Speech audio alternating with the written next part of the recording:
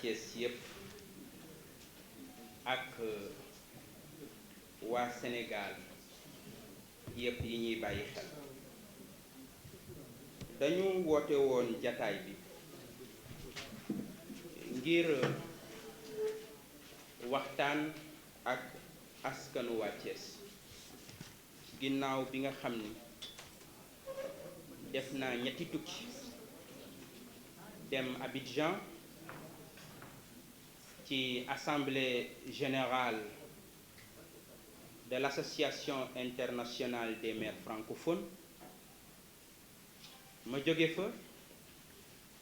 dem États-Unis d'Amérique à Colorado, plus précisément à Denver ci invitation bu ñu fa amoon boo xamante ni le leader de African Leadership Group docteur Papa Dia di doomu Thiès nekk ci salle bi sama invité spécial Papa Dia moo ñu fa invité woon ma jóge fa daal di dem Allemagne plus précisément à Zollinger yooyu yëpp su ma fa jógee ma ni dinaa waxtaan ak askanu Thiès ak askanu Sénégal lan lañu fa jële mu war a nekk njariñu Thiès waaye bu ma jógee ci ñetti voyage yooyu lan moo nekk suma gis-gis ci li ñuy tuddee coopération décentralisée et lan moo ci war a nekk suñu taxawaay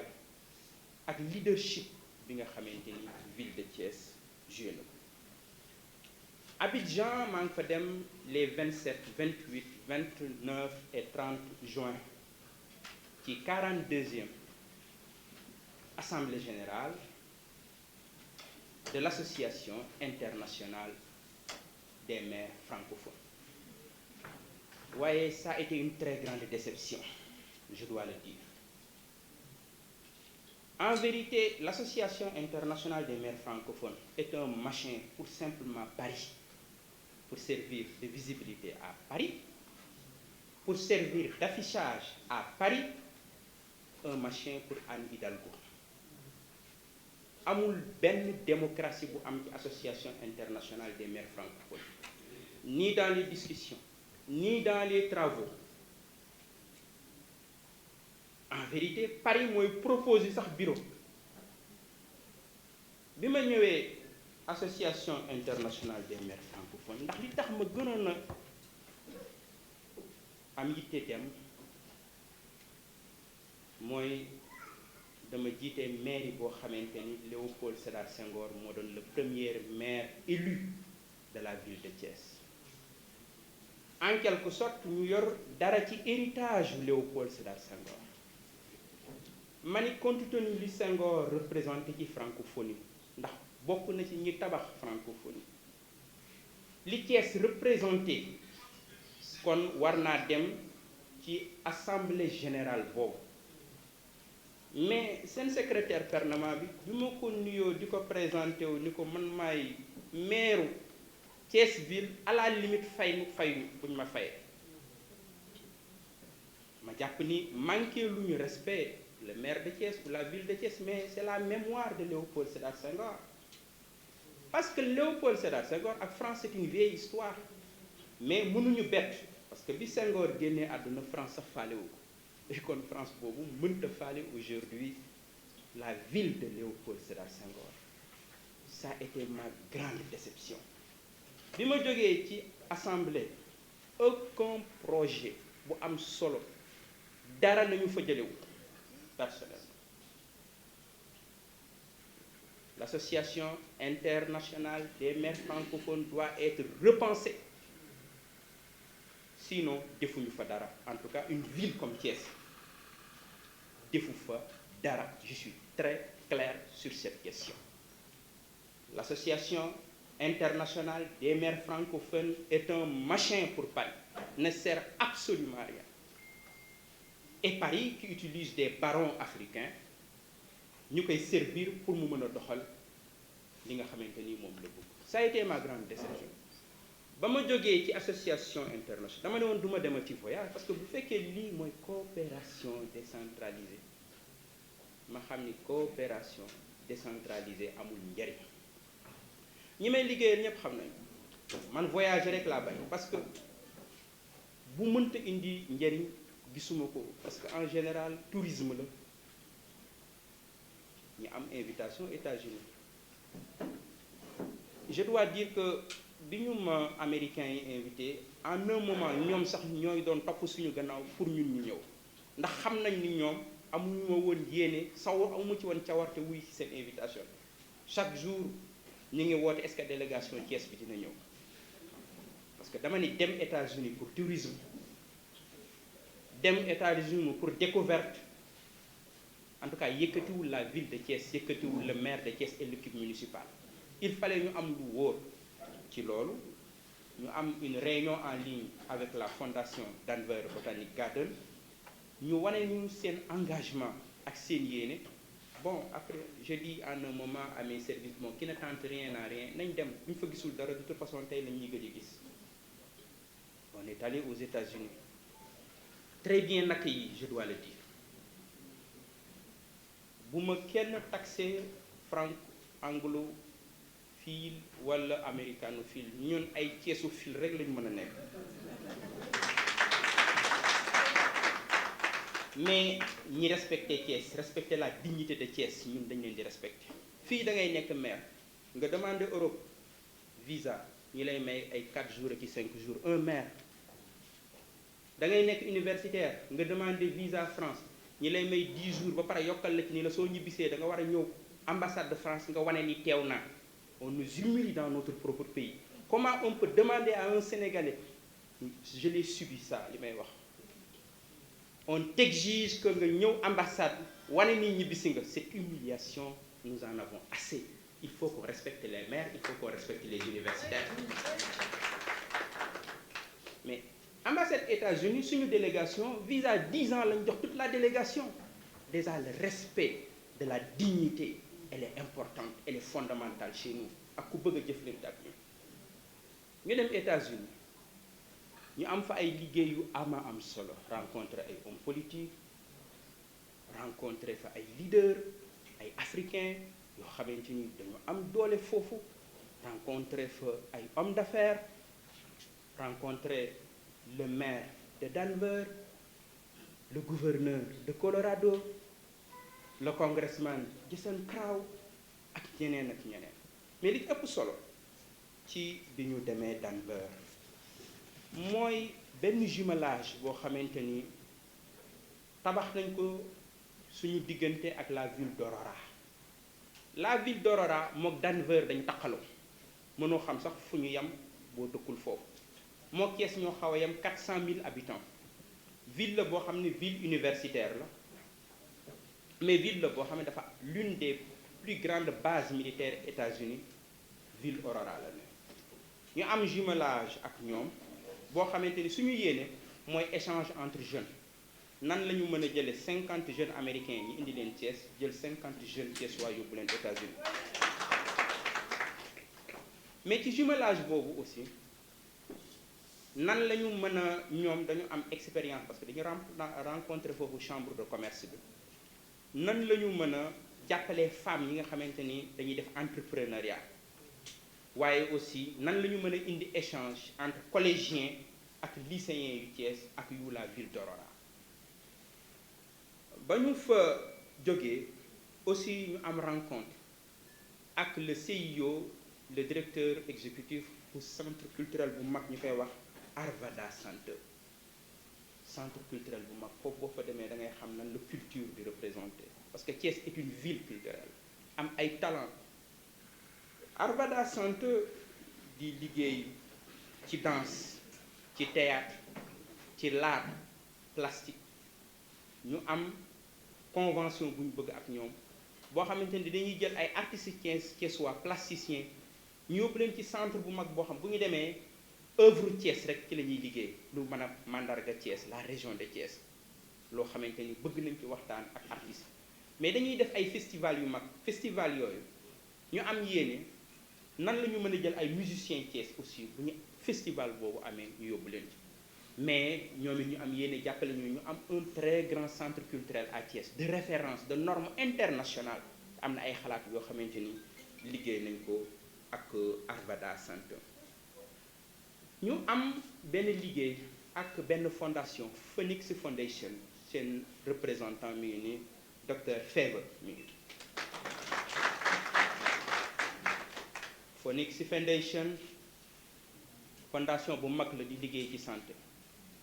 moom mi ophtalmologue la ñu am yéene defal consultation gratuite xale yi Thiès yi jàng di élèves entre 7 ba 17 ans consultation gratuite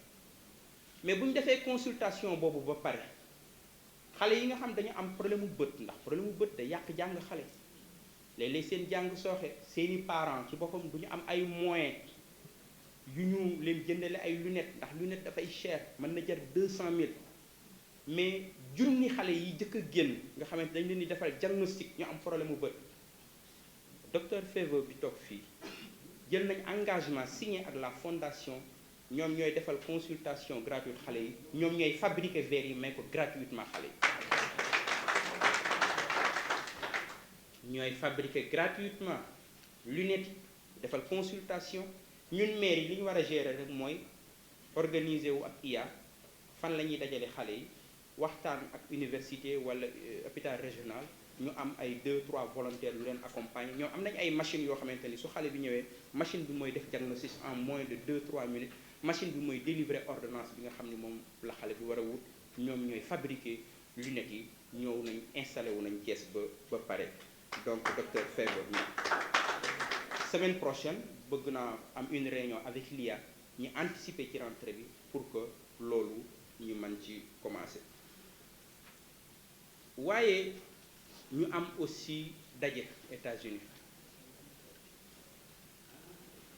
avec une grande fondation américaine ñu koy wax Denver Botanic Garden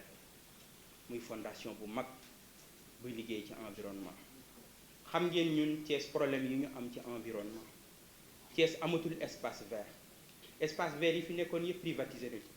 yenn ñi ñu def fa ay centres commerciaux xeex bi may mëne pour ñu récupérer espace vert ville day am espace vert Thiès amatul espace vert xale yi bu ñu bëggee féexlu amuñu fenn fu ñu mën a dem loolu dëgg du yoon ville dafa am ay espace yoo xam ne kenn waru ko jaay kenn waru ko privatiser ñépp a ci war a am accès ñu waxtaan ak fondation Denver Botanic Garden pour que ñu jàppale ñu au niveau de Thiès ñu mën fi tabax lu ñuy wax un parc écologique municipal bu mag a mag boo xamante ni ñoom jël nañu engagement ni au mois de janvier déjà Denver Botanic Garden dinañu ñëw Thiès te bu ñuy ñëw ñooy jël seen bopp en charge ñooy fay seen frais d'hôtel Denver Botanic Garden mais Denver Botanic Garden bi ñuy ñëw dañu indaale woon seen benn représentant boo xam moo leen représenté Nations Unies ci projet bu mag a mag boo xamante ni ñu ngi koy wax the one world one water un monde une eau un monde une eau projet bu mag a mag boo xamante ni dañ ñu mën a jàppale ci problème mu inondation ndox moomu nan lañ koy mën a récupérer li ñu tuddee agriculture urbaine ndax quartier populaire yu bëri pauvreté ma nga fa xale yi jàppuñu ci dara te agriculture urbaine jafewul bu ñu amoon ndox dinañ leen mën a jàppale xale yi am loo xamante ni ak jigéen ñi dinañ ci mën a am loo xamante ni seen koom-koom dina ci yokk waaye ñi am rencontre aussi avec ce qu'on appelle le congressman Jason Crow. Pourquoi Jason Crow? Jason Crow ndax yéen a ngi fàttaliku la famille Diol bi ñu taaloon États-Unis juróomi nit dee Jibril Diol gaañu ci ak jabaram ak doomam ak rakkam bu jigéen ak nièsam ñi taal leen Jason Crow dafa dem congrès américain mu arrêté les travaux du congrès pour que congrès américain rendre hommage sénégalais yooyu génn àdduna Jason Crow daf ci taxaw pour police américaine liggéey pour ñu arrêté ñi nga xamante ni ñoo jëf-jëf yu ñaaw jooju Jason Crow moomu lañ amaloon rencontre ñu waxtaan ak moom ci projet bu rëy pour que moom parce que moom c'est un congrès fédéral day def un discours de présentation au congrès américain de la ville de Thiès pour inciter les hommes d'affaires américains ñu ñëw investir à Thiès. Jason Crow moomu invité nañ ko à Thiès te dina fi ñëw bala mu yàgg. loolu aussi bokkoon na ci li nga xamante ni doxi woon nañ ko États-Unis. ci wàllu santé aussi ñoom Papa Dia ci ay doomu sénégalais yoo xam ni ku dem États-Unis ñëw leen ku dem États-Unis c'est une fierté Thiès am doom bu mel ni docteur Papa Dia. dama ni ku dem Colorado naw leen. C'est des gens qui mobilisent des gouverneurs d'État, les maires seen taxawaay ndax africains yi doole bu ñu am foofu ñu mobiliser am conteneur de 40 pieds matériel médical pour indi ko Thiès seen dëkk pour jàppale ko waa Thiès. waaw jar na ko am jaru ko jar na làkki anglais de. donc you understand now why I was speaking English at Denver. jar na ko am jaru ko ma dellu Denver.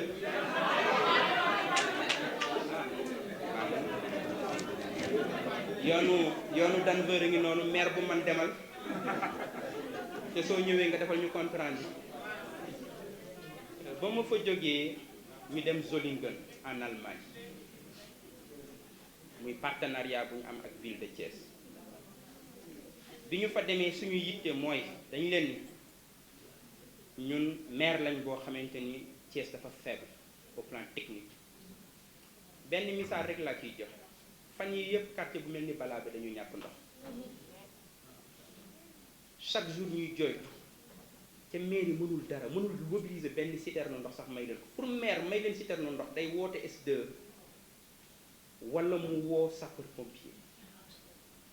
mais loolu du mairie. Mairie boo xamante ni vidange amu ko, benn véhicule de vidange amu ko. Mairie boo xamante ni tey jii bu UCG xëyoon téye seen loxo mbalit mi nekk ci biir mbedd yi ak ci biir kër yi. Mairie boo xamante ni ñaari oto ñooy dox toute la mairie. Voilà, ba ma demee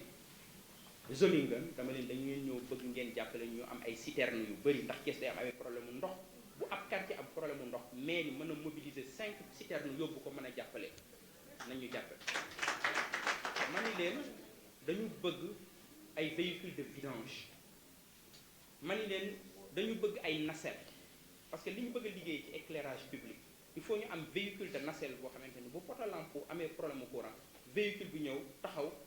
technicien bi électricien bi yéeg defar ko comme ni mairie daan doxee bu njëkk.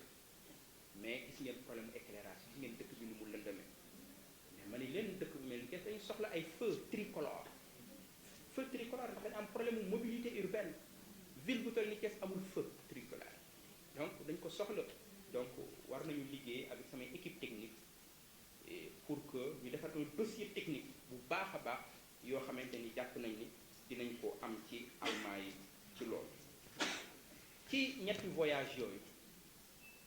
ci laa xalaataat lan moo war a nekk coopération décentralisée ndax li ñu tuddee coopération décentralisée actuellement la vieille coopération traditionnelle néocoloniale qui ne sert que les intérêts de certaines villes que yenn villes yi di utiliser pour leur propre affichage. Coopération décentralisée boobu gouffre financier la. Coopération décentralisée boobu lenn rek lay jariñ permettre ay maires ñu voyager defi tourisme def shopping bu ñu ñibbisee rapport sax duñ ko indi rapport ca dafa mën a cher nga gis maire yi di voyager rek. Man bi may dem Abidjan j'étais le seul maire bu ma rencontré bu nekk classe économique. Tous les autres maires ñu ngi classe d'affaires. J'étais le seul maire bu dem classe économique. Tous les maires j'ai dit coopération décentralisée boobu en tout cas au niveau de Thiès dañ koy tabaxaat. li jiitu ci coopération boobu mu nekk une nouvelle coopération bi ñu ciy jiital mooy ñu compter ci ñun suñu bopp compter ci doomu Thiès compter ci ce qu'on appelle la coopération horizontale la coopération horizontale mooy lan mooy dafa am ay structure ay institutions yu nekk ci dëkk bi ñoo xamante ni dañu bëgg liggéey ak ñoom ci projet bi nga am ci Thiès ñu fas yéene sukkandiku ci seen xam-xam seen xarañte ci coopération lu mel ni ISEP bu Thiès lu mel ni université bu Thiès lu mel ni armée lu mel ni service d'hygiène lu mel ni eaux et forêts ñooñu bëgg nañ leen a gën a rattaxal suñu diggante ci coopération horizontale boobu mais aussi mobiliser les associations de Thiès ñu ay association de jeunes mais association de femmes ñu am taxawaay yu mag a mag a mag ci dëkk bi ñu war leen a boole ci projet yi ñuy nal war leen a boole ci bu ñuy exécuter projet yu mel ni ay Thiès en marche ay Thiès debout ak yeneen i association de femmes yoo xamante ni war nañ leen a mën a boole ci coopération pour que ndaxte du waa ville bi rek ñoo am xam-xam mais ñoom aussi ay doomu dëkk bi la mën nañoo indi seeni coopération seeni xalaat waaye mu am beneen kuréel ñu ay doomu Thiès yu mel ni Papa Dia nekk dans la diaspora wala ñu mel ni Dame Ndoye le footballeur wala ñu mel ni ay Gorgui Sy Dieng nekk ay ambassadeur nekk doomu Thiès ñu bëgg a mobiliser la diaspora thiessoise. Je veux créer le conseil de la diaspora thiessoise diaspora boobu fu ñu nekk ci àdduna ñu mobiliser leen dans les prochains jours dinañ am waxtaan wu yaatoo yaatu kenn ku nekk fépp foo nekk ci àdduna ñu boole la ci liggéey bi nga indi sa contribution ci ni nga xamante ni noonu la ñu bëgg a tabaxee Thiès coopération décentralisée boobu ni ma ko gisee li ma fi fekk ci ay convention la convention avec la ville de Caen qui date de 1959 dinañ ko càmbaraat convention bu ci amalul njariñ Thiès dañ koy dagg nga dem doxi say soxla ville boobu Thiès doxi soxla parce que nag mënuñu jël je vais être clair mënuñoo jël la plus grande avenue de Thiès qui fait 5 kilomètres mën a jël l'une des plus grandes places de Thiès ñu tuddee ko ab ville ca ville boobu Thiès gisu ci boppam dañ koy dindi seeti ñeneen kenn duñu tënk kenn moomuñ nous sommes libres avenue Caen ku ñëw Thiès war ngaa gis lu fi Caen indi partenariat dañ koy matérialiser mais avenue Caen ba kañ ñun Caen dañoo moom fan la ñu Caen xëyaloon je voulais le savoir yéen fan la leen Caen xëyaloon j'aimerais le savoir je vais être clair convention yu ñu fi fekk ak ville coopération bi gagnant-gagnant la war a doon win-win dañ ci war a gis suñu bopp mais du ñu jël suñu bopp ñu tënk ko ci ay nit wala ay ville ñuy utiliser la ville de Thiès comme affichage comme visibilité te Thiès gisu ci boppam doomu Thiès gisu ci boppam loolu je veux être clair j'ai rencontré un maire il vient amul dara lu mu lay wax on va vous inviter en voyage c'est une insulte vous pensez que ñun dañuy daw ci ay voyage ñun fu ñu voyage fekk fa la ñuy bàyyi non jamais cette manière de voir la coopération décentralisée c'est fini loolu moo ñuy indi ci 5e point bi nga xamante ni mooy sama vision coopération décentralisée moo tax ñu war a ubbi Thiès à l'Amérique du Nord dañu lan laa war a ubbi États-Unis ñun ville bu ñu respecté ñi fekk si parce que l'Amérique du Nord nous respecte le Canada nous respecte l'Asie nous respecte la ville de Bogor l'ambassadeur de l'Indonésie est venu jusqu'ici je l'ai reçu la Palestine nous respecte l'ambassadeur de la Palestine est venu ici la Turquie nous respecte nous voulons des villes qui respectent les intérêts de Thiès et la dignité de Thiès canadiens yi dañu jël festival bu mag ñu tuddee ko le festival des films francophones ñu war ko indi Thiès à partir de 2023 première édition festival des films francophones pour la visibilité de Thiès pour le rayonnement de notre ville nous voulons faire de cette ville une ville internationale c'est ça la nouvelle coopération porte les graines d'une nouvelle émancipation parce que la nouvelle émancipation que nous voulons l'émancipation des peuples c'est une émancipation qui passe par les territoires et qui passe par les villes coopération buy tabax buy défendre intérêt Thiès waxuma ay voyage di fay ay frais de mission di def ay tourisme di def ay shopping wala nga dem première classe di taxawaalu ci àdduna bi ci amul benn njëriñ boobu coopération en tout cas jeex na Thiès wala Thiès bu ngeen déggee mission bu génn mission la boo xamante ni day indil njëriñ Thiès su ngeen déggee jumelage la boo xam day indil Thiès suñ ko mënul jumelage boobu dañ koy xotti ñun doxi yeneen i soxla ndax am nañu loolu daf may rek moo wax leen ni leen ñun ñi ngeen dénk dëkk bi dañu am vision am ambition am yéene téye leen seen alal am yéene téye leen seen dëkk booba ba léegi ñu ngi liggéey ci ñaari plan bi ci jiitu un plan de mobilisation des ressources plan de mobilisation des ressources parce que le budget de Thiès est trop faible budget boo xam ne à peine 1 milliard la lan lañ mën a def ci 1 milliard yoo xamante ni 700 millions ay bor la lan lañ ci mën a def boobu ba léegi ñu ngi ci liggéey sur un plan de mobilisation des ressources nous voulons porter le budget de la ville de Thiès à 10 milliards plan boobu ñu ngi ciy liggéey dans les prochains jours dinañ leen ko présenter panel bi ñi ngi liggéey ci plan de développement de la ville de Thiès ndax ville nag day am plan de développement vision bu claire boo xamante ni liggéey nañ ci dans les prochains jours dinañ ko partager ak élus yi partager ko ak Thiès waay partager ko ak association plan de développement boobu moo war a def Thiès une ville moderne une ville intelligente bi ci jiitu point bi ci jiitu mooy la transparence la gouvernance parce que nag mooy point bi ci ëpp solo la gouvernance ñi war a def déclaration de patrimoine te ñu nekk ci suma équipe ñëpp dañ koy war a def dañ koy def ñu yor alalu Thiès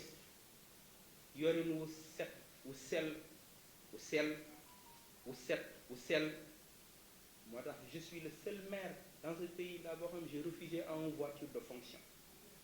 parce que dañu war a yor alalu Thiès yorin wu set bi ñuy voyager États-Unis voyage ñun ñëpp suñu équipe classe économique lañ dem gettu bay li ñuy wax tudde avion na àgg rek l'essentiel na àgg nañ ci jàmm ñibbi si nañ ci jàmm àgg nañ ci jàmm ñibbi nañ ci jàmm soxlawu ñu dem classe d'affaires bi am lu ñuy incarner déedéet fa ñëpp doon jaar lañ jaar donc moom la ñu def parce que dañu fiir ci alalu Thiès yor ko kon li ci jiitu mooy yor ko yorinu rafet bi ci topp mooy les services sociaux de base yooyu moo tax ci wàllu santé projet bi ñu am ak Phoenix Foundation ñu war a jàppale doomu Thiès yi am xale yi ñu mën a faju donc loolu aussi ñi ngi ci liggéey bu baax a baax ci wàllu éducation ci wàllu formation rentrée bi ñu jëm incha allah mairie Thiès dina génne ay bourses gratuites may ko ay étudiants Thiès ñu jàng ñu bëgg a jàng ci école privée yi amuñu ay moyens pour la première fois mais aussi le cadre de vie dina am doole ci plan de développement boobu cadre de vie parce que mairie dafa war a am cadre de vie bu set xam nañ li nga xam ne mooy problème mu éclairage ci Thiès place de France ni mu lëndame avenue Caen ni mu lëndame avenue yi wër Thiès ni mu lëndame mais may rassurer Thiès waaye ni xam nañ lëndamaay boobu lancé naa un marché de 50 millions pour éclairage public boo xam ne marché boobu attribué nañ ko dans les prochains jours travaux yi dina commencé place de France dinañ fa defaat ay projecteurs avenue Caen ak artère principale yi Thiès yëpp dina leeraat incha allah fii ak l'année prochaine dinañ ci gën a dugal alal ca bu soobee yàlla dina am lu gën a leer loolu aussi dañu bëgg ci plan de développement boobu dañu bëgg a dekk Thiès yi dekk am rayonnement au plan culturel et touristique au mois d'octobre dinañu lancer l'agenda culturel de la ville de Thiès l'agenda culturel de la ville de Thiès au mois d'octobre agenda culturel boobu depuis des mois ñi ngi ci liggéey dinañu ko lancer au mois d'octobre et au mois d'octobre aussi dinañu lancer waale en même temps le festival des films francophones loolu lépp pour wax leen ñun dañu am yéene ci Thiès am vision bi internationale de faire de Thiès une ville bu ubbeeku ci àdduna bi ville boo xamante ni dañuy respecter notre dignité may woo doomu Thiès fépp foo mën a nekk ci àdduna fépp foo mën a nekk ci biir réew mi fépp foo mën a nekk ci biir Sénégal ma lay woo nga ñëw jàpp ci liggéey bi ñu sumb ngir ñu tabax Thiès bu naan ngir ñu tabax ëllëgu Thiès ku ci nekk am nga ci sa place. man de li ma ci war démb mag ñi dégg naa magi murit yi bi sëriñ bi di doog a feeñ buñ dajewaan ak seen mbokk dañ leen daan wax naan baa joxe nga sa bopp. loolu lañ leen daan baa joxe nga sa bopp mooy baa jébbalu nga ko. man de jox naa sama bopp Thiès.